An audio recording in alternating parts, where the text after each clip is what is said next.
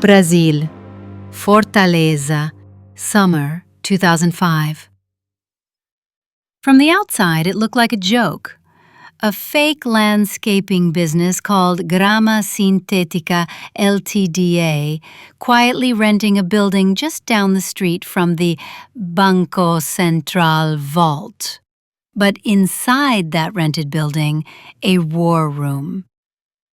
Antonio João was 30, officially a barber. A calm man with soft hands and a reputation for being forgettable. But behind his silence was a mind built for logistics, and he had a question that wouldn't leave him alone. What if you could rob a central bank without anyone noticing? No masks, no guns, no alarms tripped, just empty vaults and a trail that led nowhere. He studied the city plans, the bank's schematics. He watched delivery schedules, alarm inspections, construction crews, and then he found it. The vault floor had no sensors underneath, just reinforced concrete and dirt. It was madness, and it was perfect.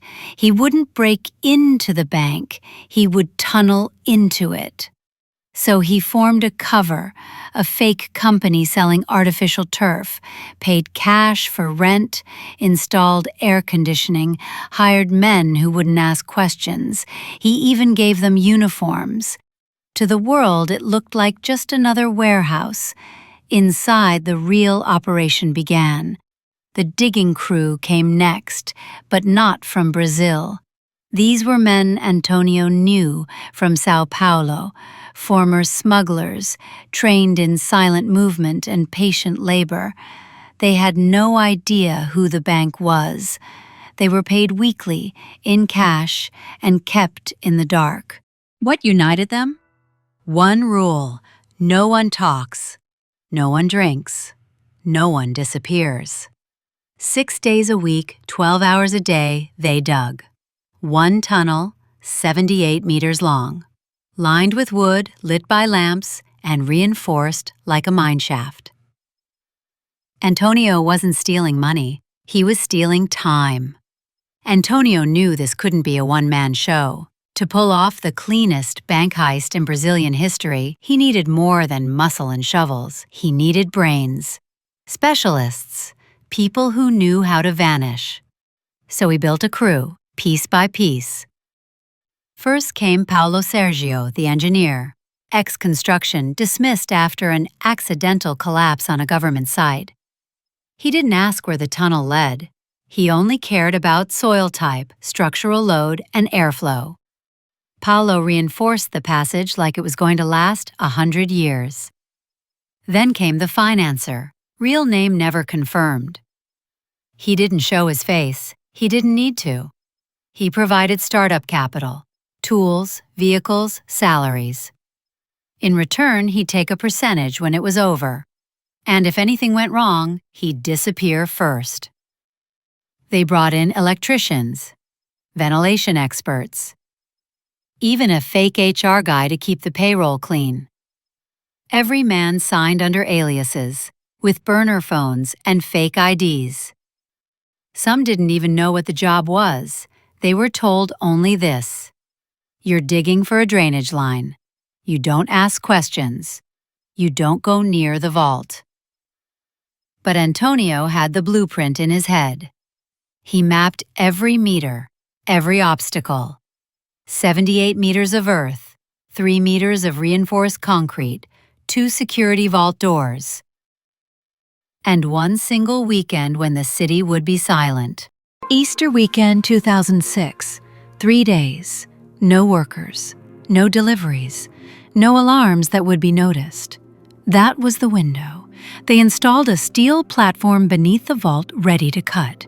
The tunnel had lights, air, a pulley system to haul the bills, even a lounge area with water and snacks, because once they went in, they couldn't come out until it was done. The risk? If one thing collapsed, they'd be buried alive. If one neighbor got suspicious, the police would shut down the block. But they were ready. Everything had been rehearsed. On August 4th, they vanished underground. They weren't going in with weapons. They were going in with silence.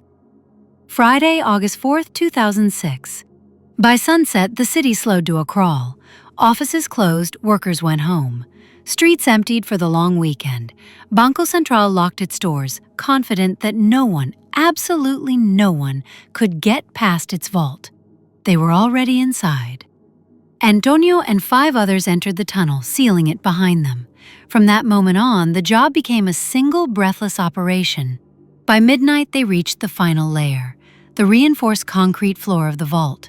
3 meters thick, no margin for error. They didn't blast. That would set off seismic sensors. They used a diamond-tip saw and patience. 12 hours, 1 circle, a perfect cut. The moment it gave way, they weren't thieves anymore. They were ghosts inside the central bank. No alarms, no guards, no time wasted. They stepped into the vault, barefoot, gloves on, masks tight, piled from floor to ceiling, stacks of 50 real bills. Wrapped, untraceable, unregistered. Used to remove old currency from circulation, and perfect for laundering. They didn't touch the sealed bills, only loose stacks, bills that were already marked for destruction and had no serial logs. That was the trick. They weren't greedy. They were precise. 5 hours. 3.5 tons of cash. They packed it into duffel bags, hauled it through the tunnel on rails like miners. Sweat dripped, arms shook, but no one spoke. Not once. Above ground, inside the turf warehouse, others waited. They loaded the bags into vans, covered them with artificial grass and soil. Each van left in silence. No rush, no headlights. Just another delivery in a quiet neighborhood. By dawn on Monday, the tunnel was empty. No tools, no prints, no men. And when Banco Central opened its doors, the floor looked untouched. The locks were sealed. The vault was still locked from the inside. But 70 million Brazilian reals, nearly 10 million US dollars, were gone. Without a sound, without a trace. The perfect robbery. Until something cracked. At first, the silence held. No alarms had been tripped. No one had seen anything. No cameras inside the vault. And the tunnel? Hidden beneath layers of earth and concrete, now sealed from the inside. But money talks. And when it talks too loudly, people listen. Within days, quiet whispers started echoing through Fortaleza's underworld. A guy at a car dealership suddenly paid cash for a brand new SUV. Another disappeared to the countryside and bought a farm outright. No credit, no questions. The police started putting pieces together. Not from the crime scene, it was immaculate. But from the aftermath, they raided the fake landscaping business. Nothing inside, no money, no tools, just a few bags of artificial grass and a faint smell of dirt. Then came the break, a single suspect, a man who'd been paid to dig and then fired for drinking on the job, got arrested for a petty crime. During questioning, he slipped. "I didn't know it was a bank." That was enough. The heat turned on full, and inside the crew tension grew. Some wanted out, some wanted more. Some, like Paulo the engineer, felt they deserved a bigger cut. Antonio started losing control. He wasn't dealing with loyal professionals anymore. He was managing panic, greed, and paranoia. The financer disappeared. Burners went dead. One of the getaway drivers vanished with a van full of cash. Another was found, murdered, execution style. This wasn't about the heist anymore. It was about survival. One wrong call, one loose thread, and it would all unravel. It was no longer a question of if someone would talk. It was a matter of when. The arrests started quietly, one by one. A cousin, a girlfriend, a driver's mechanic. Not the core crew, not yet, but the net was tightening. The police, led by a newly formed task force, were patient. They didn't chase. They followed the money. And money has a trail, even dirty cash. New apartments, luxury furniture, cars bought in cash. Ordinary men, suddenly living extraordinary lives. The media called it the heist of the century. The public was fascinated. The police were humiliated. And the crew was crumbling. Antonio fled first, disappeared without a word. No calls, no goodbyes, no signal. Paulo was next, but not by choice. He was caught crossing the border with $500,000 strapped to his legs. He cracked within 2 hours, named names, drew maps, told everything except one thing.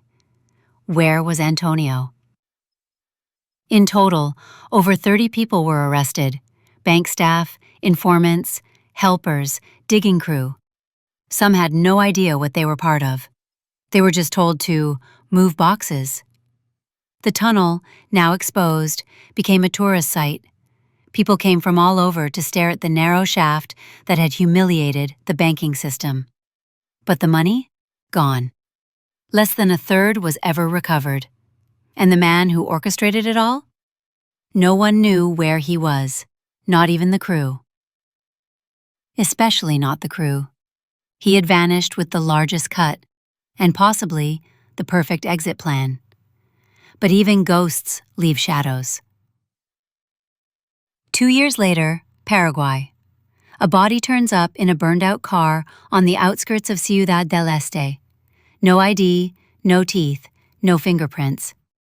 But local whispers say it was a Brazilian man, traveling alone, carrying cash, and looking over his shoulder. Some say it was Antonio. Others believe that was just the story he left behind.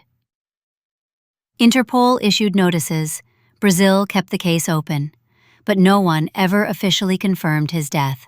No funeral, no family, no trace. The final tally? $10 million stolen, over 30 arrests, 5 life sentences, and roughly $6.5 million still missing. Some of that money resurfaced years later in drug busts, shell companies, even a luxury condo in São Paulo. But most of it vanished. The tunnel was filled in, the vault floor reinforced, the bank rewrote its protocols. But trust, once cracked, doesn't seal clean. And the legend of the Banco Central heist only grew. It wasn't the largest heist in history, it wasn't the bloodiest. But it was the one that made professionals stop and say, wait, they pulled that off? Because they didn't break in, they didn't shoot anyone, they didn't even touch the vault doors. They simply disappeared beneath the floor and took the money with them. It looked like the perfect crime until it wasn't, and even now, maybe Antonio's still out there, watching, smiling, waiting for the next hole in the system.